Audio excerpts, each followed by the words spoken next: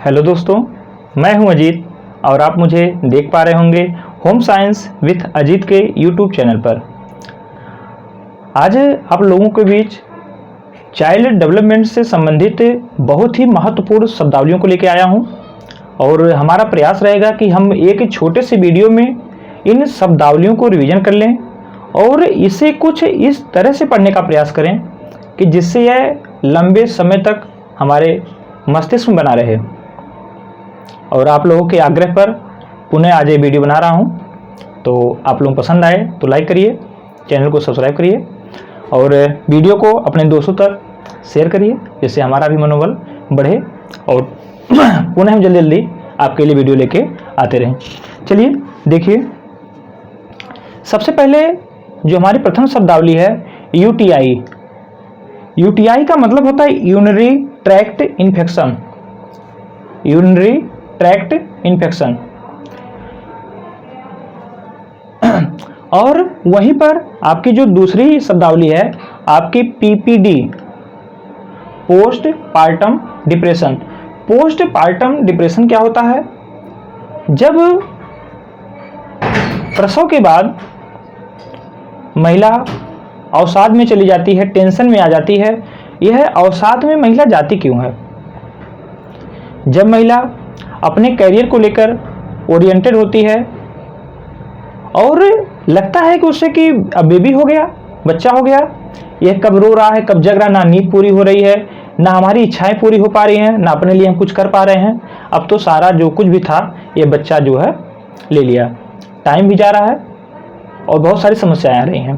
तो इन सारी चीज़ों को लेकर के, और कई बार ऐसा होता है कि महिलाएं चाहती हैं कि हमारे 2 बच्चियां पैदा हो गई, गर्ल्स पैदा हुई और अब की बार हमें लड़का पैदा हो जाए, और इस मनचाहा जब रिजल्ट नहीं मिलता है, अर्थात बच्चा जब लड़के का जन्म नहीं होता है, तो उस स्थिति में यह अवसाद देखा जाता है और इसी स्थिति को ही पीपीडी, पोस्ट पार्टम डिप्रेशन के नाम से जाना जाता है।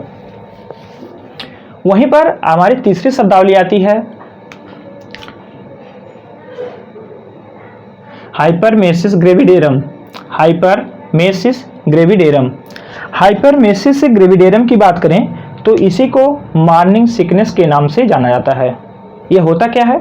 मॉर्निंग सिकनेस, जब महिला प्रेग्नेंट होती है तो प्रेग्नेंट की अवस्था में प्रथम 3 माह तक सुबह उठते समय या कभी कभी ऐसा देखा जाता है कि पूरे के पूरे जेस्टेशनल पीरियड में, यानी कि पूरी गर्भावस्था में उनको मिचली आना, उल्टी होना, ये आम बात है और इसी को हाइपरमेसिस ग्रेविडेरम के नाम से जाना जाता है और इसे ही मॉर्निंग सिकनेस के नाम से भी जानते हैं।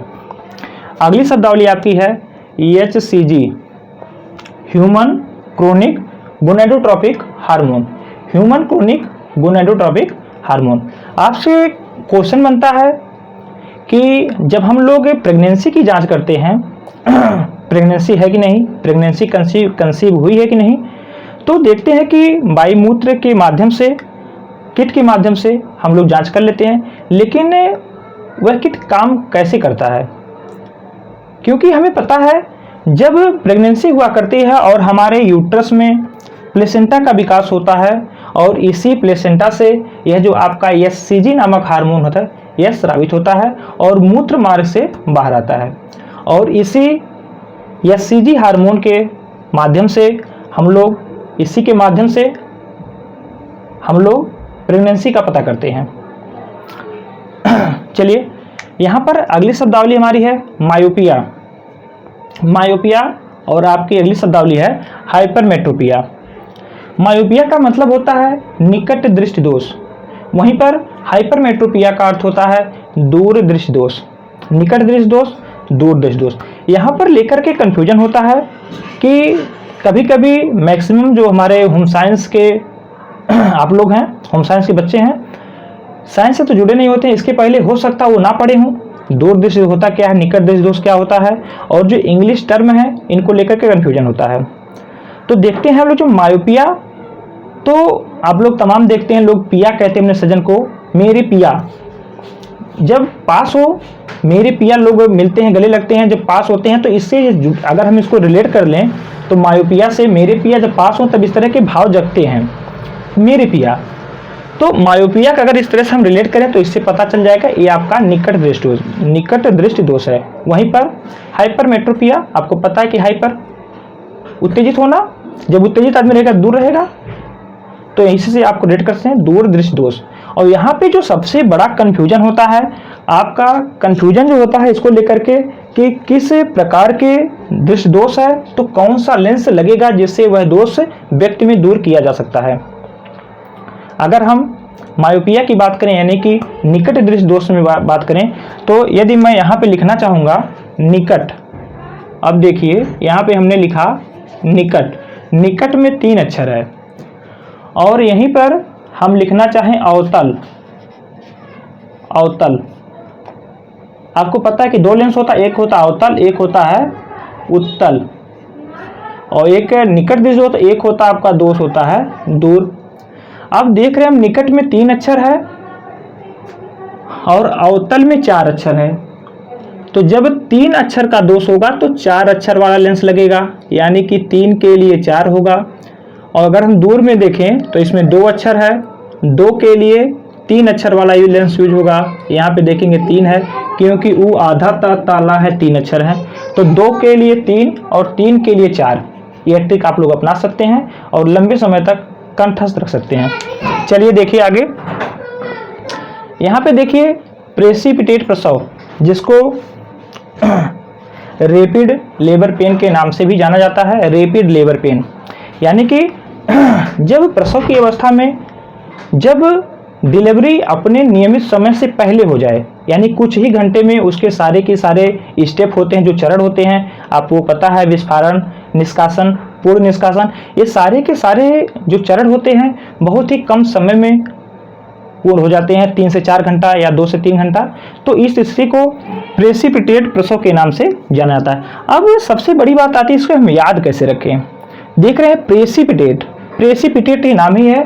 प्रेसिपिटेट से हम अगर हम इसको रिलेट करें तो आपका आ जाता है प्रेशर। जब प्रेशर बहुत अधिक होता है, जब प्रेशर अधिक होगा पेट के अंदर, यूट्रस के अंदर, तो जाहिर सी बात है यूट्रस में जो है उसे जल्दी से जल्दी वह बाहर धक्का दे करके बाहर कर देगा। तो यहीं से हम रिलेट कर सकते हैं प्रेसिपिटेट प्रसव। चलिए यहाँ पे देखिए अगली जो हमारी शब्दावली है जेस्टेशनल पीरियड। जेस्टेशनल पीरियड की बात करें तो संपूर्ण गर्भावस्था को ही जेस्टेशनल पीरियड के नाम से जाना जाता है। वहीं पर अगली शब्दावली हमारे जुड़ जाती है जेस्टेशनल डायबिटीज। अब आपको पता है कि जो जेस्टेशनल पीरियड है यानी कि गर्भावस्था को ही जेस्टेशनल पीरियड के नाम से जाना जाता है, और इसी गर्भावस्था के दौरान होने वाली डायबिटीज को जेस्टेशनल डायबिटीज के नाम से जाना जाता है। अगली शब्दावली हमारी है जो कि आप बहुत कंफ्यूजन होते हैं, एमेंसिया, डिमेंशिया, एपिनोरिया। एमेंसिया बहुत ही कंफ्यूजन का है और मैं देखता हूं कि आप लोग बहुत कंफ्यूज होते हैं, तो एक बार ध्यान से सुनिए, आप भूलेंगे नहीं। एमेंसिया, जब लड़कियां 15 वर्ष की हो जाएं, यानी कि आप लोग देखते हैं कि जो जनरली पीरियड हुआ करता है आपका वर्तमान में 9 से 11-12 तक आ जाता है, लेकिन जब कोई लड़की 15 साल क्रॉस कर जाए और उसको पीरियड ना आए तो इस स्थिति को ही एमिनोरिया के नाम से जाना जाता है। अब देखिए यहीं पर एमिनोरिया को हमने उठा लिया, अब उसी के पहले हमने डिस लगा दिया। यहाँ पर डिस का तात्पर्य ही डिसेबिलिटी से है, यानी कि विकार से है। हमारे शरीर में कोई भी क्रिया घटित हो रही है तो ईश्वर ने कुछ इस प्रकार बनाया है कि कितनी भी बहुत सारी क्रिया हमारे शरीर में घटित होती हैं, लेकिन हमें किसी भी प्रकार का कोई भी दुख कष्ट नहीं होता है। लेकिन यदि कोई विकार आ जाए, कोई डिसेबिलिटी आ जाए तो हमें दर्द होता है। तो डिस एमिनोरिया में यानी कि मासिक धर्म के दौरान होने वाला दर्द, इसी को ही डिस एमिनोरिया के नाम से जाना जाता है। अगली शब्दावली हमारी है एपिनोरिया। यहाँ पर आप लोग ने एमिनोरिया को देखा, वहीं पर जब एपी लग जाए, एपी को हम रिलेट करेंगे। एपी का तात्पर्य है अप्लाई हो जाना, और इसमें अब थोड़ा सा जोड़ देंगे, जब अप्लाई पहले हो जाए, समय से पहले अप्लाई हो जाए, वही आपका एपिनोरिया है। जब मासिक धर्म 10 से 15 दिन के अंतराल पर आने लगता है, तो इस स्थिति को ही एपिनोरिया के नाम से जाना जाता है। एपी से हमको जोड़ना है अप्लाई, पहले होना, यानी कि मासिक धर्म का पहले आना, समय से पहले आना, इसी को एपिनोरिया के नाम से जाना जाता है। और पुनः इसके बाद 3-4 शब्दावलियां हैं जो आपको बहुत ही कंफ्यूज करती हैं। कुछ इस प्रकार मैं इसको व्यवस्थित करने का प्रयास किया कि आपके दिमाग में बस एक बार में सेट हो जाए। देखिए कौन शब्दावली है। एक्टोपिक प्रेगनेंसी, वासा प्रीविया, प्लेसेंटा प्रीविया और प्लेसेंटा एक्रीटा यहाँ पे है। एक एक करके देखते हैं। पता तो हमें होता, लेकिन जब शब्दावली को देखते हैं तो वहाँ कंफ्यूज हो जाते हैं कौन सा किसमें है। तो हम थोड़ा सा उसमें मिर्च मसाला लगाएंगे तो पता है जब चटपटा हो जाएगा तो आप लोग आसानी से उसका स्वाद ले लेंगे और कंठस्थ हो जाएगा। देखिए, और आप लोग कमेंट कर दिएगा जब स्वाद की बात आए, कंठस्थ की बात आए, तो आपने देखा ओपी दाहवा के अनुसार जो हमारी ज्ञानेंद्रियां हैं तो उसमें बता दें जीभ के द्वारा हम लोग कितना याद कर लेते हैं। चलिए, जो हमारी है यहाँ पे एक्टोपिक प्रेगनेंसी।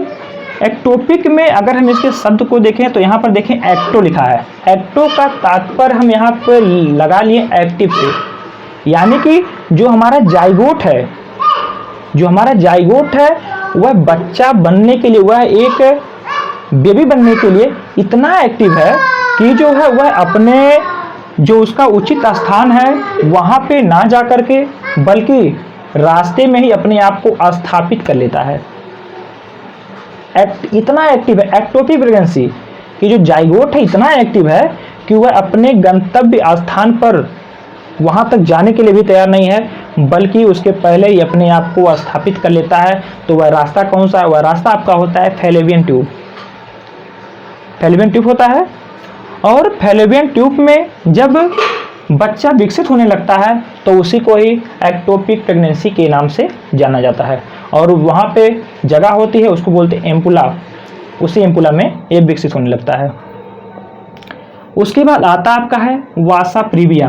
प्रीविया का अर्थ ही होता है पहले, यानी कि जो आपके गर्भाशय से निकलने का मार्ग है उसके ठीक मुख पर आके स्थापित हो जाए, यही आपका वासा प्रीविया है। यानी कि वह कह रहा है कि निकलेंगे तो पहले हम निकलेंगे, इसके बाद ही कोई निकलेगा।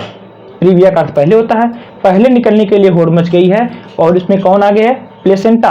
जब प्लेसेंटा गर्भाशय के निचले स्तर पर विकसित हो जाए, और इसी कंडीशन को ही वासा प्रीविया के नाम से जाना जाता है। वासा प्रीविया नहीं बल्कि प्लेसेंटा प्रीविया के नाम से जाना जाता है। और ठीक नाम आ गया वासा प्रीविया क्योंकि इसी से रिलेटेड है। तो वासा प्रीविया की जब बात करते हैं तो वासा प्रीविया जब गर्भाशय के निचले हिस्से पर विकसित हो जाती है। वासा का मतलब वेसल्स, वेसल्स माने रक्त नलिकाएं, जिससे बच्चा जो है उसका पोषण हो रहा है। जब ये गर्भाशय के निचले हिस्से, यानी कि आप लोग जब फीमेल रिप्रोडक्टिव सिस्टम को देखेंगे तो वहाँ पे देखेंगे कार्विक्स, ग्रीवा। ग्रीवा जो होता है मुख होता है उसका आपका यूट्रस का, और उस पर विकसित होने लगती हैं और बच्चे का दाब पड़ता है, जिससे नसें कभी काल फट जाती हैं और वहाँ से ब्लीडिंग देखने को मिलती है। और इसी घटना को जब जब वेसल्स गर्भाशय के निचले हिस्से पर या तो सर्विक्स के, कार्विक्स के ठीक ऊपर विकसित हो जाती हैं तो उसे ही वासा प्रीविया के नाम से जाना जाता है। तो वासा प्रीविया हो गया, प्लेसेंटा प्रीविया हो गया, और वहीं पर एक और आता है प्लेसेंटा एक्रीटा। प्लेसेंटा एक्रीटा, एक्रीटा का सुनते ही दिमाग में कहीं न कहीं कंक्रीट आ जाती है। आप लोग देखते हैं कि जब हम लोग कंक्रीट का कार्य करते हैं, कंक्रीट गिट्टी जब घर का बनता है तो उसमें देखते हैं जो गिट्टी का काम होता है उसे कंक्रीट वर्क बोलते हैं। देखते हैं जरा सा भी लगा तो जल्दी से जल्दी उसे निकाल नहीं पाते हैं, बहुत मजबूत होता है, लिंटर पड़ता है कंक्रीट से। तो यहाँ पर जब हमारा प्लेसेंटा एक्रीटा है, जब प्लेसेंटा गर्भाशय की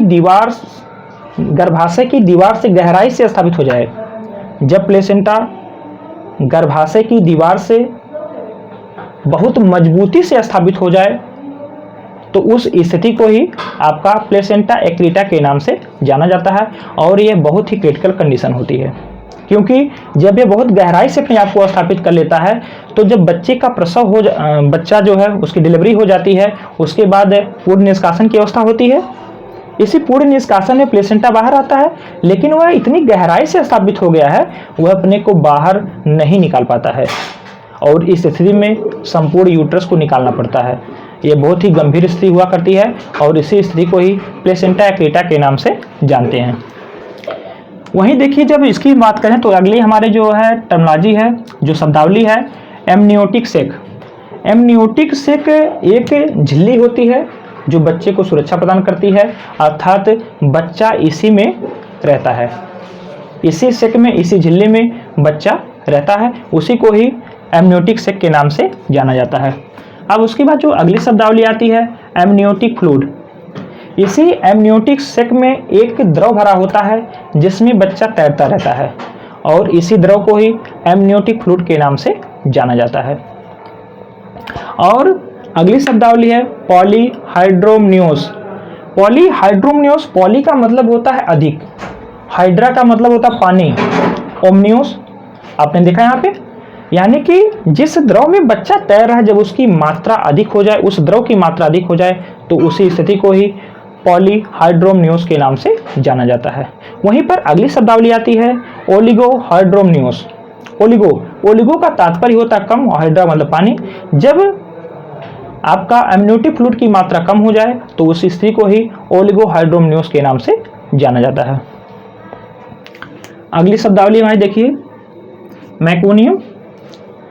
बच्चे का जो प्रथम मल हुआ करता है 2 दिन का, उसी को मैकोनियम के नाम से जाना जाता है। और जो एडिशनल जानकारी के लिए आपको बता दूं, जो ये मैकोनियम होता है आपका हरा चिपचिपा पदार्थ होता है और यह निकलता कौन, इसको बाहर निकालने में मदद कौन करता है, तो आपका माँ का प्रथम पीला गाढ़ा दूध जिसको बोलते हैं कोलेस्ट्रम।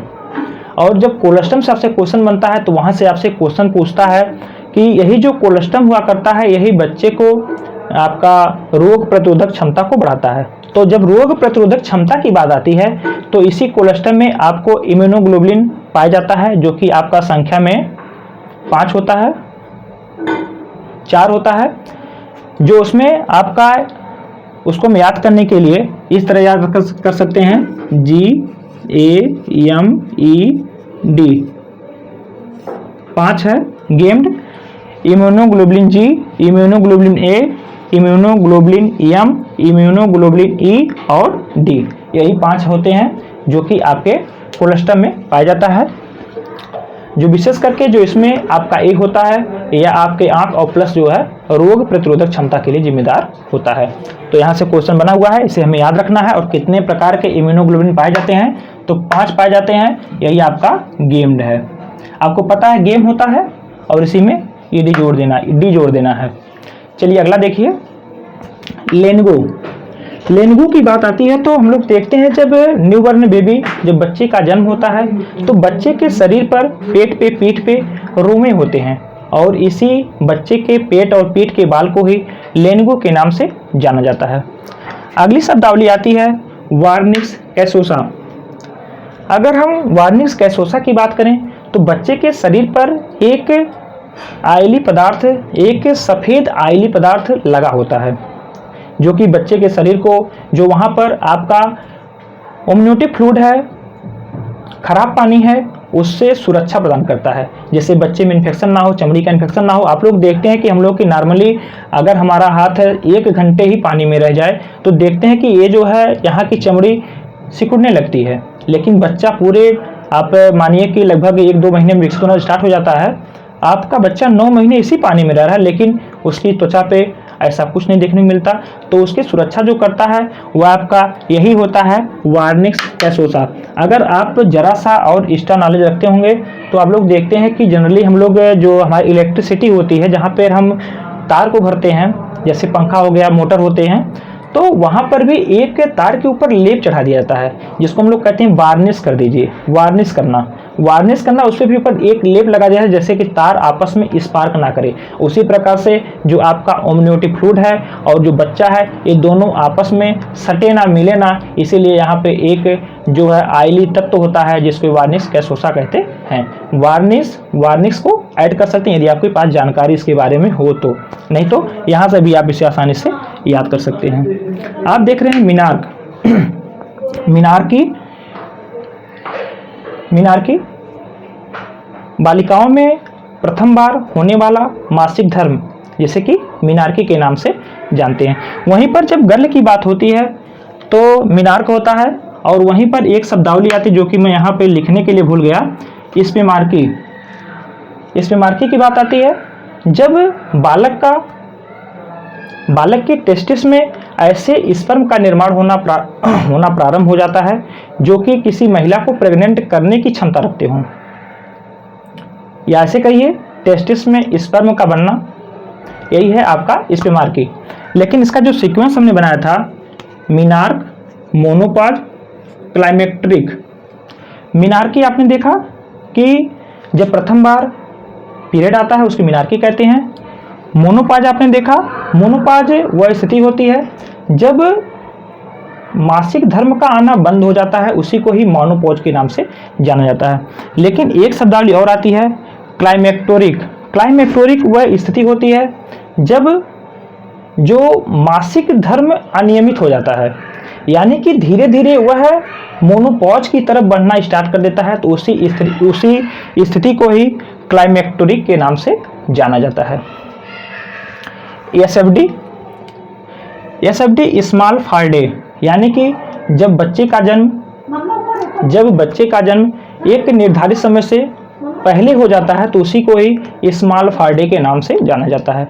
आपको पता है कि जो गर्भावस्था होता है, गर्भावस्था जिसे जेस्टेशनल पीरियड के नाम से जाना जाता है, इसका जो समय हुआ करता है 10 चंद्रमास देखते हैं और 37 से 40 सप्ताह देखते हैं, 280 दिन देखते हैं। जब इससे पहले बच्चे का जन्म हो जाता है तो उसी को एसएफडी के नाम से जाना जाता है। वहीं पर अगली शब्दावली आती है LBW, यानी कि लो बर्थ वेट, यानी कि जन्म के समय बच्चे का भार कम होना।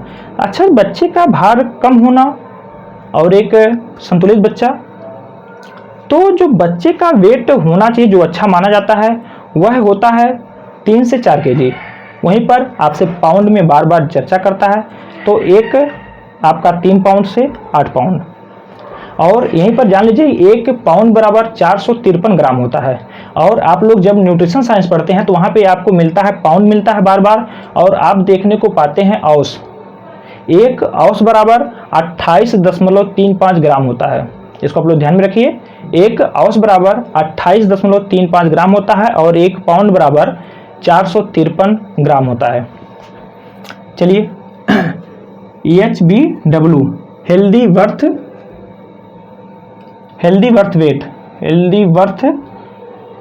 बेबी वेट, थोड़ा सा देख लीजिएगा, यहाँ पे थोड़ा सा कंफ्यूजन हो गया, 2 बार 2 शब्द निकल गए, कहीं कहीं रहा होगा। और वहीं पर देखते हैं हमने 2 पैरामीटर में लिख रखा है, इन्फेंटोमीटर, स्टेडियोमीटर।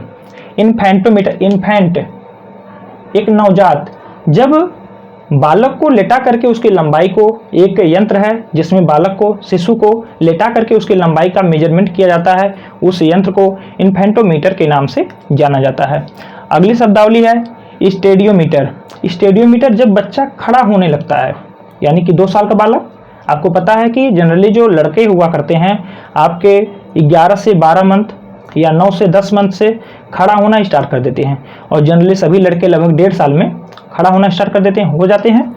तो लगभग जब 1.5 से 2 साल का बालक जब खड़ा होने लगता है, उस स्थिति में स्टेडियोमीटर से उसकी लंबाई का मापन करते हैं, और वह जो यंत्र है जिसके माध्यम से उसकी लंबाई का मेजरमेंट करते हैं उसे स्टेडियोमीटर के नाम से जानते हैं।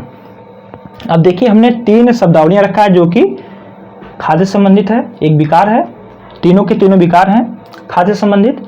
आपका है एनोरेक्सिया नर्वोसा, बुलिमिया नर्वोसा और आपका बिंज डाइट। एनोरेक्सिया नर्वोसा की बात करें, यह आपकी जो स्थिति होती है, जो खाद्य विकार हैं, यह आपके किशोरियों में देखा जाता है।